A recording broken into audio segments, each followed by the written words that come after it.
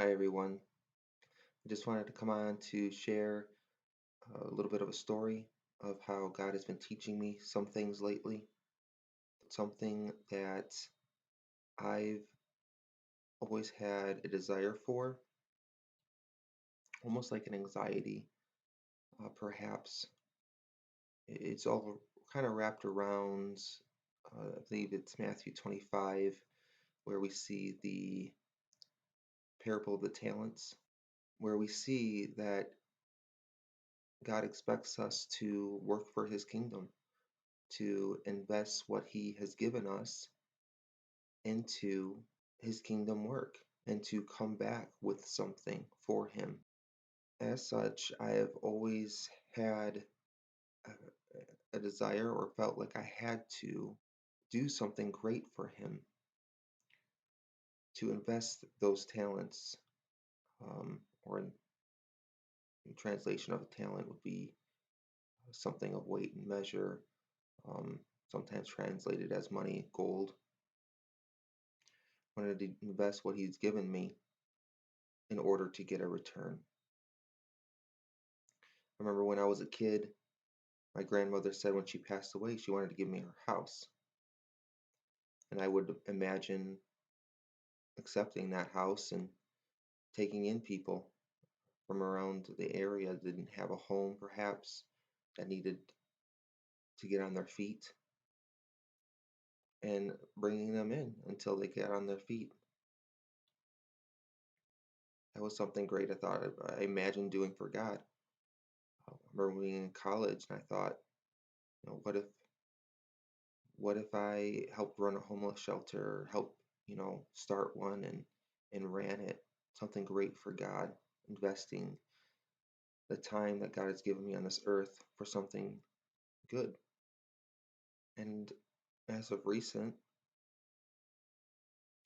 the Lord had me, as I mentioned in my last video, share my testimony on a separate YouTube channel where I actively shared my walk with the Lord, and where I shared how I was learning how to hear Him and how He was revealing things to me, um, through dreams and visions, and I shared those things with people. And I thought this was something great that the Lord was going to use me for, until, of course, He called me away from that. Yet here I am again, the Lord calling me, but the Lord had some things to teach me first. One of those things was what it meant to be great in His kingdom, what it meant to invest His talents. A few months back, I had a dream. This was after I had set my YouTube ministry down, a YouTube ministry that I had started, didn't want to start, didn't want to do, but the Lord called me to do it. I had a very deep fear of man, especially friends and family, the people at the church I was attending. I'm kind of like the teacher's pet. I didn't want to ruffle any feathers. And stepping out in faith, like I had done to pursue the Lord, it wasn't something that was the norm, really, in the church that I grew up in, the church tradition that I grew up in. So it was difficult because I had to lay down my own reputation. I had to look like a fool for the Lord, believing that He was revealing things to me about a difficult time that's ahead, a difficult time that's still ahead, that's coming very quickly. I had dreams about rapture. I had dreams that were personal, that revealed my journey that He was taking me through. A lot of times I didn't know or understand the interpretation of the dream, just that the main symbols, and sometimes I didn't understand the symbols until after they occurred, and then I'm like, oh, that's what the Lord was showing me. He kept it hidden from me on purpose, in part to reveal to me that He is in control and He is the one leading me. But I thought the Lord was using me for something great back in my first YouTube channel. A few months back, I had a dream. Again, I had already set down my YouTube channel. By His grace, He had told me to. And in this dream, I saw my right foot. And in my right foot, there was a hole in my foot. And Jesus appeared. I saw Him leaning down over my foot with a small thing of eye drops that He then inserted the tip into and squeezed all of the eye drop solution into this hole. Then I watched a long tapeworm, or whatever kind of worm, come out of my foot, whatever parasitic type of worm. I watched it come out, it started thrashing all over the ground, and I just started wailing on it with my foot to kill it, to destroy it. That was my dream. I knew after meditating on it a little bit that the Lord was telling me that He was about to reveal to me, open my eyes, the eye drops,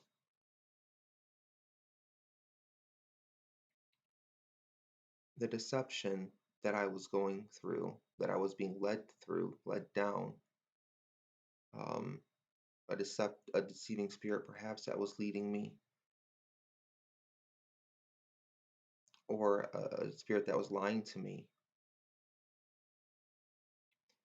And He was going to not only reveal that, but remove that from me so that I could be free from that bondage that I was under. I didn't know what the Lord was going to free me from. I didn't know what I was being deceived on. We don't really usually know if we're being deceived, or what it is we're being deceived of until it's revealed to us. The Lord said He was going to reveal it, and He showed me that once He reveals it, I'm going to destroy it. And as such, my right foot, or my path that I'm going to walk, is going to change by the grace of God. So after having that dream, I wasn't too worried about what it was that God was going to reveal to me. I just knew that God showed me He's going to reveal something to me. And I just really just had to trust Him and wait and try to figure out what it was, because how could I really know? How could I figure that out? I could just wait until God revealed it.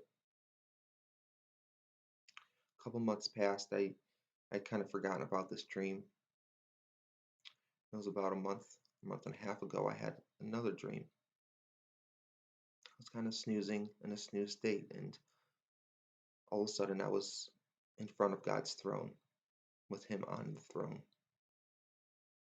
I have always dreamed and then prayed that I could see His throne room, that He would show it to me, that I'd be able to worship Him in His throne room. But I've never been gifted that. This was very random. I wasn't expecting this.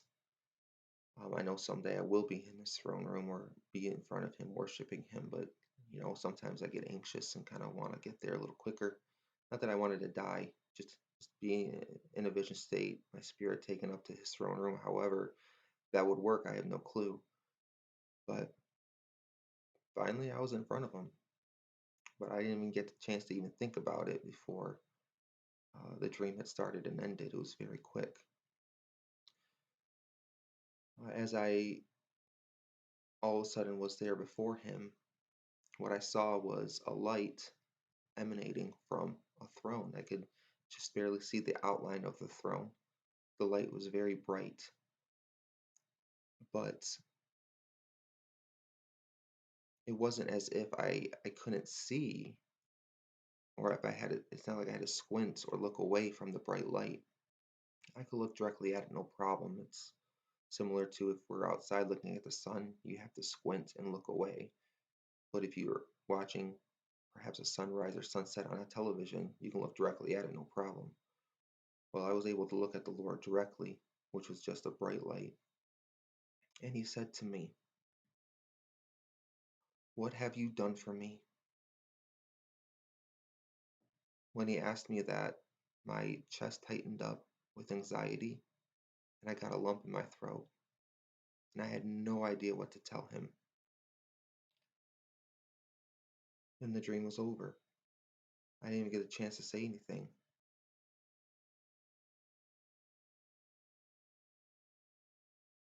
Now, I had done things for the Lord in my life. I invest in things and into his kingdom financially. I give money to ministries that I know that his hand is in. He's doing good work through. I've done things he's told me to do, like share my testimony on my last YouTube channel. But when I was before him, none of those things came to mind. It was as if I had done nothing for him all my life. Now that dream really distressed me because it was already a thing in my heart, a concern that I had, that I needed something to give to the Lord, and I hadn't had anything to give to him up to this point, at least in my mind when I was before him. Nothing came. I didn't have anything to offer. And I knew this was a depiction of the parable of the talents. The Lord allowed me to have that dream, obviously, and I was very frustrated with that because it just added more stress. I didn't know why he had did that to me, why he had seemingly essentially what it seemed like he was shaming me for not doing anything. I knew that's not what he was doing. Maybe perhaps he was warning me that the little things that you're doing is just amounting to straw and it's just going to be burned up. I don't know. At least I didn't know then what he was trying to do. But after some time passed, he started revealing to me some things, and I would eventually realize this was the worm that was coming out of my foot, and that I was going to have to trample on the lies of the enemy. In my journey to understand what it is that I have to do for the Lord in order to have something to offer him on that day, I started to think about the people in the Bible, the people that did great things. I want to do something great.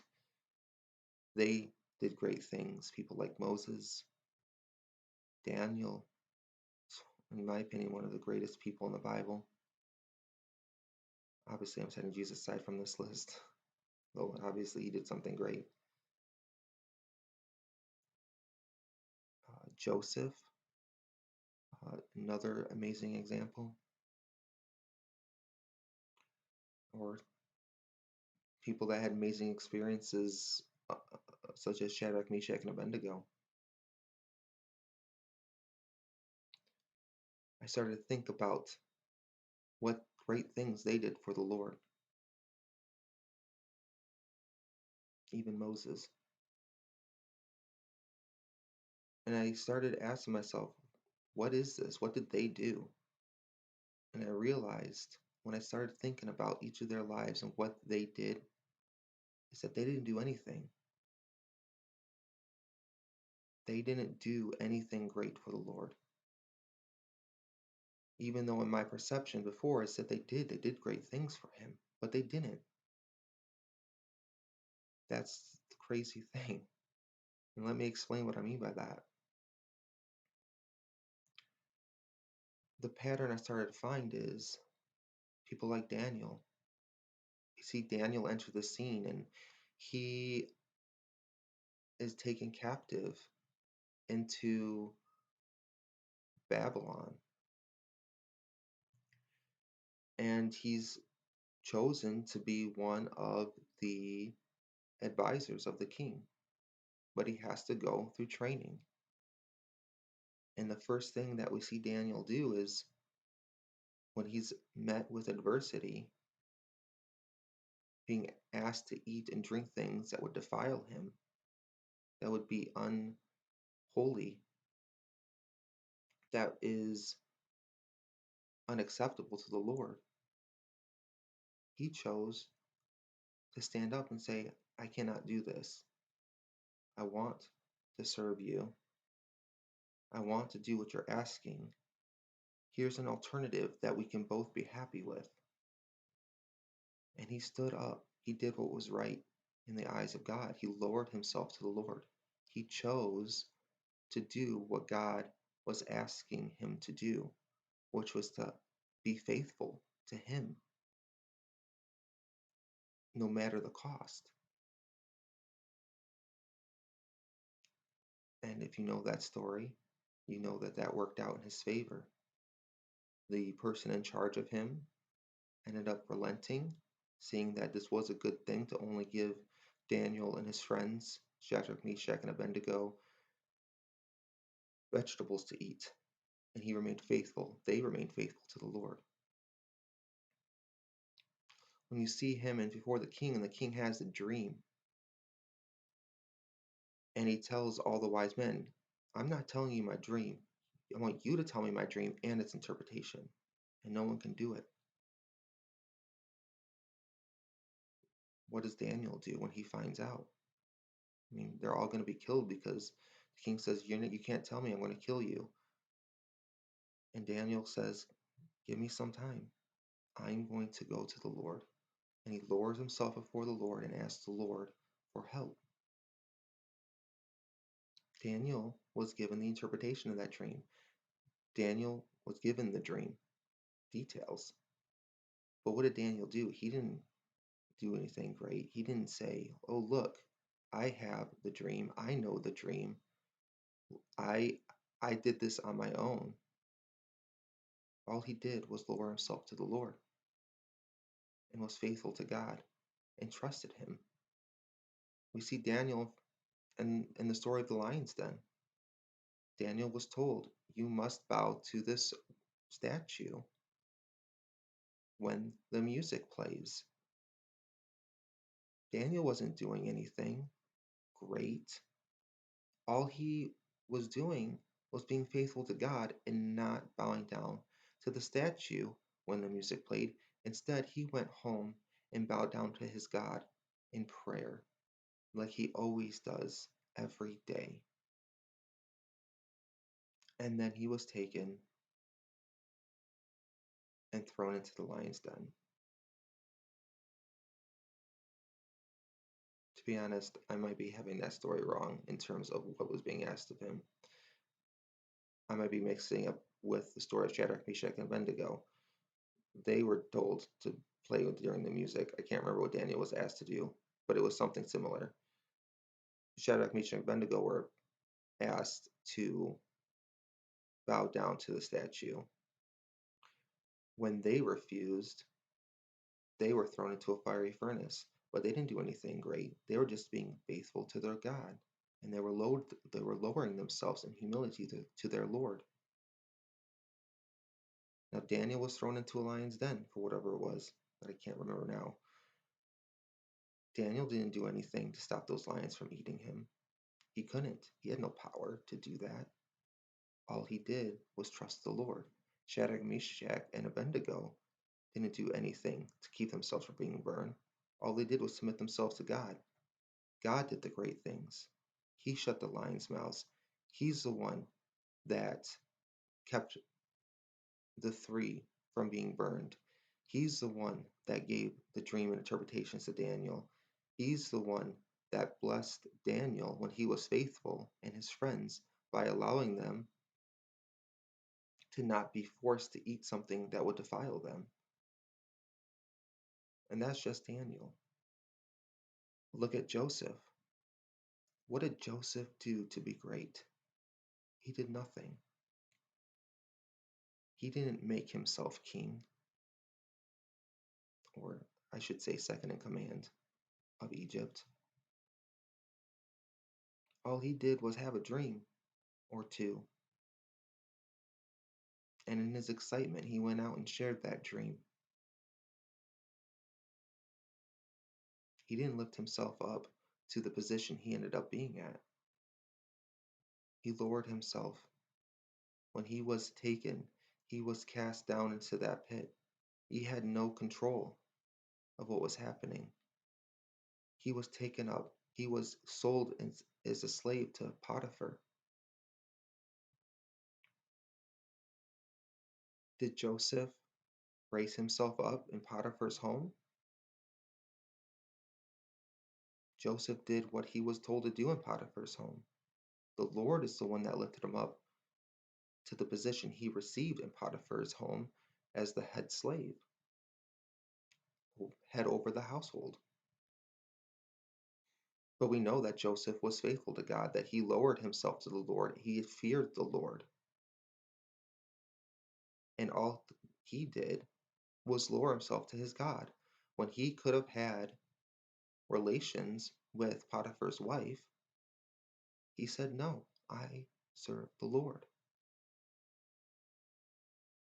Did Joseph lift himself up? No, he lowered himself.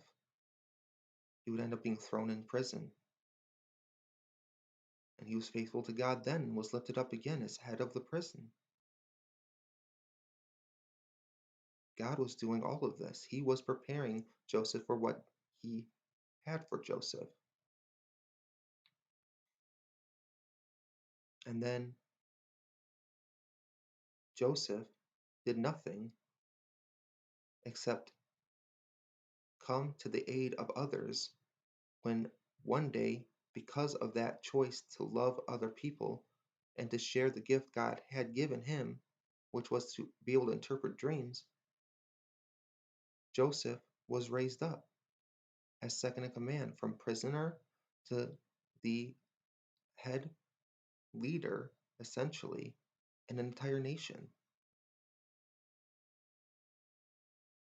And what did Joseph do when he was lifted up as head of the nation? He just did what he was told to do, which was prepare for a famine. Joseph did nothing to make himself great. The Lord made him great. The Lord is the one that did it. Those are just two examples. Moses did nothing to make himself great. We see that Moses tried to be great. He tried to take matters in his own hand. He murdered an Egyptian and then had to run for cover. And then years, decades, as far as I understand, went by when the Lord said, "All right, I'm going to use you now." Every time when Moses was on that journey, he never lifted himself up. Perhaps there was the one time where he sinned and hit the rock instead of yelling at it, making it look perhaps like he is the one that was producing the water. But he got punished for that. He was known, according to the Bible, as one of the most humble men that had ever lived at that time. When Israel raised themselves up against Moses, first thing Moses always did was hit the ground before the Lord and pray in distress. Because Moses didn't lift him up to that position as the people were accusing him. He was only there because the Lord put him there. Only thing that Moses did was be faithful to the Lord. So as I thought about these things, of just these three examples, I realized that I could do nothing great for God, that my focus was on the wrong thing. My focus was, what can I do to do a great thing for the Lord?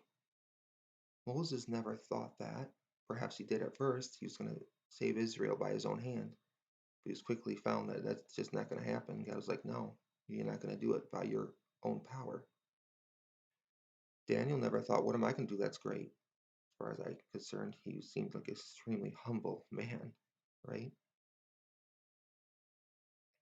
Shadrach, Meshach, and Abednego Joseph, they never set out to see, what can I do something great for the Lord. All they did was hit their knees before the Lord and humbled themselves and served him. All they were concerned about was being holy, separate unto the Lord, pure, righteous in his sight.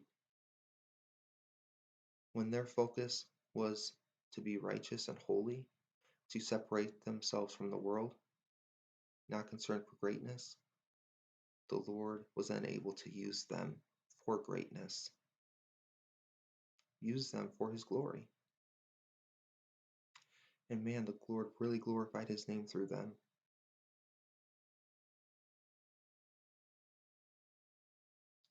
And that was what the worm was that was in my foot in my dream.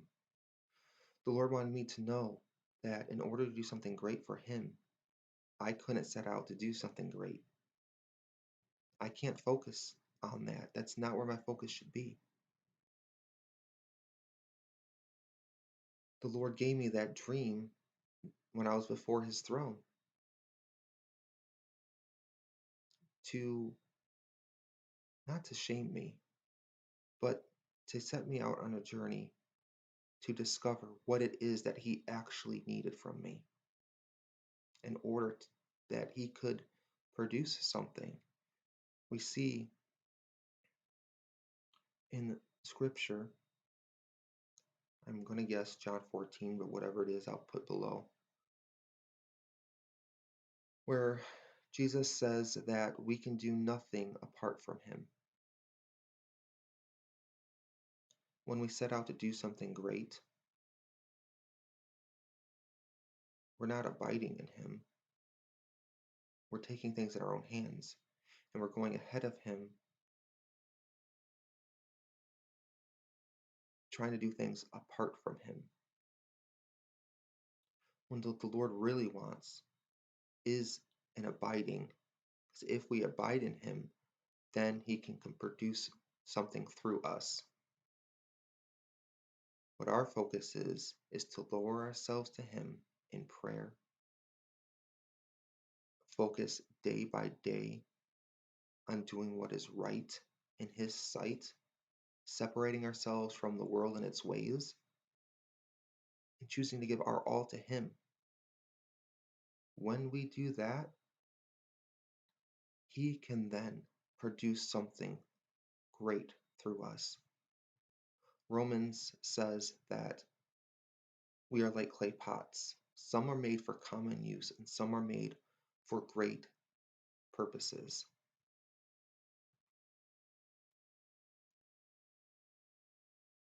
When God chooses to use us, when we have chosen to lower ourselves to him and to really just put our focus on being righteous and holy and separate unto him, giving our whole heart to him, he's then going to use us for either the common purpose he's called us for or the uncommon purpose he has called us for. But the thing is, that's never our concern.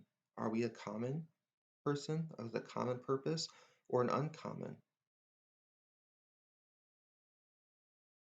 Moses, Daniel, Joseph, definitely Joseph, were clearly people, clay pots that were made and formed by God and purposed for uncommon things. But that was never their concern. And that's not to be our concern, whether we're commonly made or uncommon. Am I common? Am I uncommon? What difference does it make? Because you can do nothing apart from the Lord. Your goal, your task is to just lower yourself and be righteous before him. Then he'll put you in the position he made you for, whether it's a common purpose or an uncommon purpose. What we're not to do is to compare ourselves to others and what they're doing. What we are to do is to seek the Lord, lower ourselves to him, purify ourselves, ask him for help to be purified, and just focus on being righteous in all that we do, living moment by moment for Him. And then we'll be put where He wants us. That's our only purpose, is to be low before Him. And He will use us for His glory and whatever His purpose was for making us and whatever purpose He formed for us before we were even born. So, in Matthew, I believe it's Matthew 25, we see the parable of the talents. But the thing is, there's 3 parables in that chapter, and I truly believe that all 3 of those parables are meant to be one together, as in, they're meant to be read together. All my focus, all my worries were on that one parable of talents, not realizing that the Lord wasn't just saying, this is your one thing in life, is this parable of talents, to invest in the kingdom. There was more to it. There's a fuller message. I was putting all my worry in this one thing, when the Lord was asking me to do other things too. Not all my 100% of my time was to be put into the talents message, to worry about investing my talents.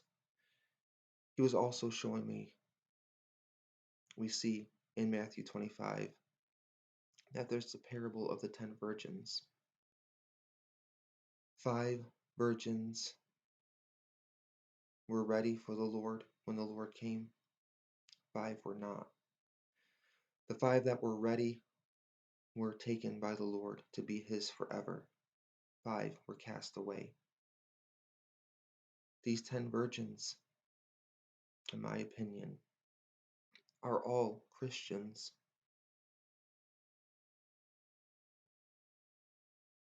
The 5 that were ready for the Lord had their lamps ready, had their oil that they needed for that lamp. What I believe those represent is our holiness, our purity, our righteousness. Are we lowering ourselves to the Lord daily, moment by moment, seeking Him, offering our hearts to Him, offering our lives to Him, seeking to do what is right in everything that we do in order to bring Him glory? Whether or not people see us, are we living our lives for Him every moment, keeping our eyes open, watching for Him to return, watching for the day that we get to be before Him, the day that we're lifted up to Him, whether that's in death or that's in a rapture? The first part of those 3 parables, the 10 virgin, reveals to us that those that separate themselves unto the Lord, that give their lives to Him every day, every moment in righteousness and holiness, in purity of heart, they're the ones that get chosen to live with the Lord forever. The ones that were unprepared, that squandered their lives, that didn't pursue the Lord, they were too busy to give themselves wholly to God, they were cast away in the end. So a part of what God asks us to do is not just invest in His kingdom, which we are to do as seen in the parable of talents, but it is to separate ourselves from the world unto God, holy and pleasing to Him. The next parable is the parable of the talents.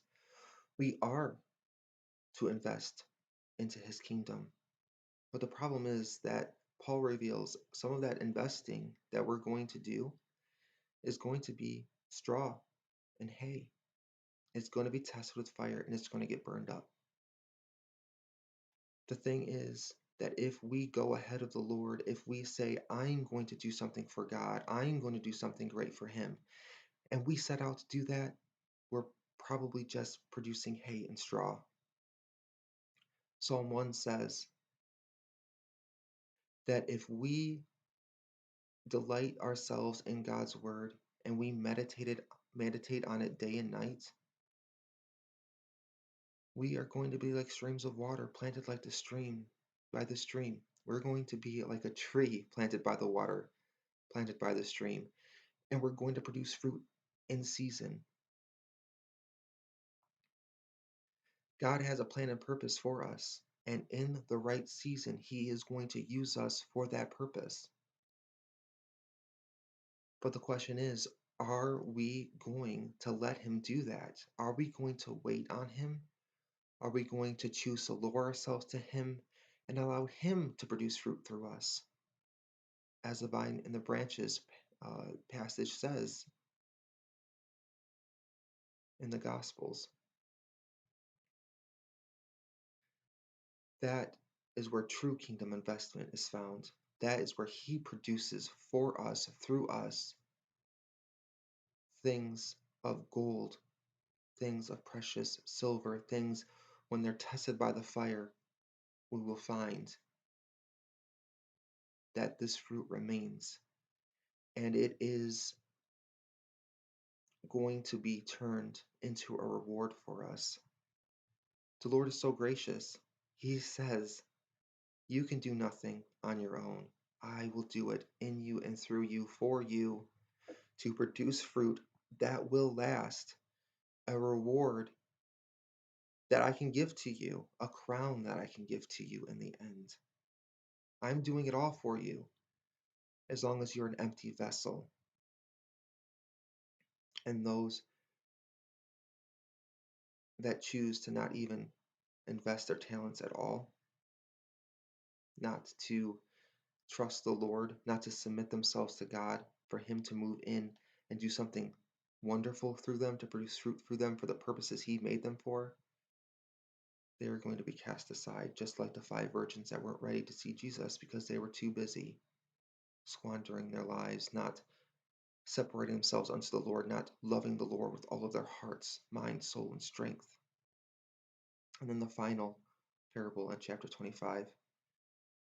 The Lord wants us again to separate ourselves unto Him. The Lord wants us to invest in His kingdom that only He can do through us, that has true value. Not to say that loving others and doing things for Him on a daily basis isn't an investment into the kingdom. And perhaps that is the common purpose He has for us, just to serve our brothers and sisters in a simplistic way. But unless we submit ourselves to God and allow Him to do it through us instead of us trying to do it for Him, apart from Him, it's just not going to have the same reward, the same effect in the end. The final parable is the parable of the sheep and the goats. The Lord separates the goats, those that are not going to make it into heaven, from the sheep, those that, what Jesus describes in this parable, are those that loved the brothers and sisters, the brethren of Christ. He calls us to, in this parable, to love people, to serve them. We see in the gospel, we see in the books of Paul that we are to love our enemies, that we are to serve them. This isn't about that. We are to do those things. But how much greater, and even Paul says, is it to first serve the brother and sister? If we have a choice, we had to choose one or the other in a certain moment, we are to choose the brother and sister first. And those things that we do unto our brothers and sisters are as if we do unto the Lord. When we come to those in prison, when we come to the sick and needy, when we clothe those that have no clothes, we're to do that for everyone. But those especially done to the Lord's people, those are the ones that are going to be set aside and taken into heaven. So the Lord showed me was greatness. What He wants from me is to just lower myself. Yes, He wants me to keep kingdom-minded and invest my talents. I'm not saying don't invest them, but what I am saying is wait on the Lord and submit yourself to Him, and He will produce fruit through you in its season, when we are only focused on abiding. That's what the great people did, like Moses and Daniel and Joseph. They abided in the Lord, and in this right season, the Lord produced great and wonderful things through them, the purposes He had set them aside for in this life. The Lord had purposed people like Joseph to be in Potiphar's house to serve. That produced fruit, especially when we see that he was lifted up. But again, he was just focused on lowering himself and serving the Lord as perfect as he could in righteousness and holiness, day to day, moment by moment, task by task that he had before him. It wasn't to be great. And then again, the Lord wants us to set a portion of our time to just loving his people like he loved us. They were all important. I was raising one up over the others. That's what the Lord wanted to show me, that I was focused on the wrong thing, being great for him, and focused on one thing only when I needed to be focused on everything, and not worried that not 100% of my time is doing something that is going to be an investment in the kingdom. Other things had its value as well. Other things resulted in a reward in heaven that resulted in salvation. Setting yourself apart from the Lord, investing in his kingdom, and loving others. That's what we're called to do. Not to be great, but to be humble. And that's when the Lord will meet us. That's when the Lord will draw near to us. And that is when the Lord will choose to lift us up. I hope this message has blessed you. I hope it refocuses your eyes on him and knowing that you can do nothing apart from him. All that you can do is hit your knees to the ground before him and give every moment of your life to him and trust him to refine you, to make you clean as you pursue purity, separation unto him, and then he will meet you there and do great things in you and through you, whether that's for common purposes or uncommon purposes. It doesn't matter.